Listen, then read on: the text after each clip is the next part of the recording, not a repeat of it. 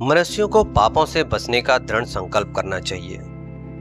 यूं तो आप भगवान विष्णु का किसी रूप में भी पूजा अर्चना करते हैं, उनका ध्यान करते हैं, मंत्र जाप करते हैं, तो वो आपके लिए सुखदायक होता है और पाप नाशक होता है। परंतु एकादशी का विशेष महत्व होता है। एकादशी में यदि आप प्रभु का स्मरण कीर्तन करते हैं तो आपके सभी दुख, कष्ट, कलेश और पापों का अंत हो जाता है। हिंदू पंचांग के अनुसार साल भर में कुल 24 एकादशी पड़ती हैं और हर एक एकादशी का अपना अपना महत्व होता है। ऐसे ही अश्विन मास के शुक्ल पक्ष में पड़ने वाली एकादशी का विशेष महत्व होता है। इसे पापकुंसा एकादशी के नाम से जाना जाता है और नवरात्रि के बाद पड़ने वाली इस एकादशी का विशेष महत्व है। 12 अक्टूबर को नवरात्रि आपकी समाप्त हो रही है और 13 अक्टूबर को आपका पापकुंसा एकादशी है। इस दिन भगवान विष्णु और माता लक्ष्मी की विधिवत पूजा करने के साथ व्रत रखने का विधान है। इनकी कथा का आप श्रवण करते हैं, मंत्रों का जाप करते हैं तो आपके हर एक दुख दर्द और पापों से आपको मुक्ति मिल जाती है, सुख समृद्धि की प्राप्ति होती है। असमंजस की स्थिति है एकादशी तिथि 2 दिन पड़ने के कारण आखिर किस दिन इसका व्रत रखा जाइए। तो आइए इस वीडियो में हम जानते हैं कब है पापकुंसा एकादशी।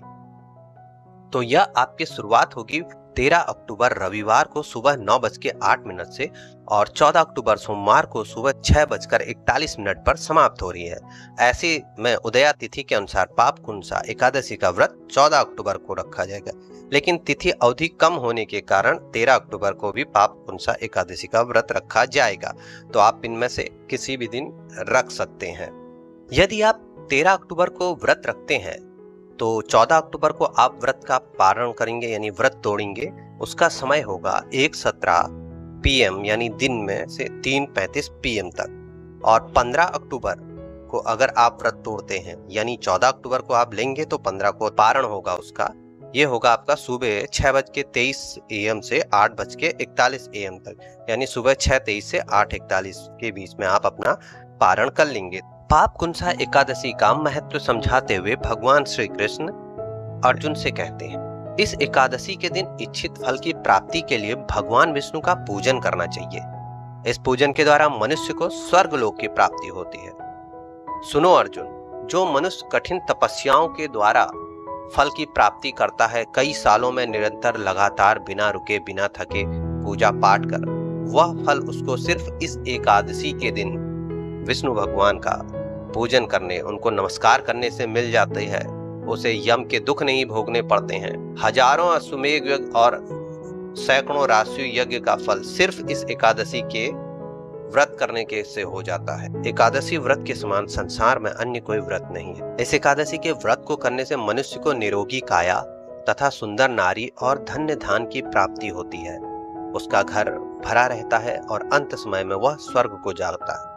और जो मनुष्य रात्रि जागरण करता है उसे सहज ही स्वर्ग की प्राप्ति होती है। इस एकादशी के व्रत करने वाले मनुष्य के माता के पक्ष के 10 पुरुष और पिता के पक्ष के 10 पुरुष तथा स्त्री के पक्ष के 10 पुरुष भगवान विष्णु का रूप धरकर वह सुंदर आभूषणों से परिपूर्ण होकर विष्णु लोक को जाते हैं। जो मनुष्य एकादशी के दिन भूमि, गौ, अन्न, जल, खड़ाऊ, वस्त्र, छत्र आदि का दान करते हैं उन्हें यम कभी नहीं सताते हैं। दरिद्र मनुष्य को भी यथाशक्ति कुछ दान देकर कुछ पुण्य अवश्य ही अर्जित करना चाहिए। जिनके पास धन है वो मनुष्य तालाब, बगीचा, धर्मशाला, प्याऊ आदि बनवाएं, उनके नरक के कष्ट नहीं भोगने पड़ेंगे। इस लोक में वह निरोगी, दीर्घायु, पुत्र तथा धन्य धान्य से परिपूर्ण होकर सुख भोगते रहेंगे और अंत में वह स्वर्लोक को चले जाएंगे, क्योंकि भगवान श्री हरि विष्णु कभी भी उनकी दुर्गति नहीं होने देंगे, उनकी कृपा उन पे बनी रहेगी। तो इस एकादशी का महात्म्य आपने सुना, तो ये महात्म्य सुन के या किसी भी आप कथा को सुनते हैं तो आपके पुण्य में वृद्धि होती है। मंत्रों का जाप करते हैं, आपके पुण्य में वृद्धि होती है। प्रभु को समय दें, प्रभु आपके जीवन को परिवर्तित कर देंगे, आपको परिवर्तन महसूस होगा। भक्ति भाव प्रभु पे रखें। वीडियो समाप्त करता हूँ। प्रभु राम, भक्त हनुमान हम सभी पे आशीष बनाए रखें। भक्ति ज्ञान उपाय चैनल को इसी प्रकार अपना प्यार दें। धन्यवाद। जय श्री राम।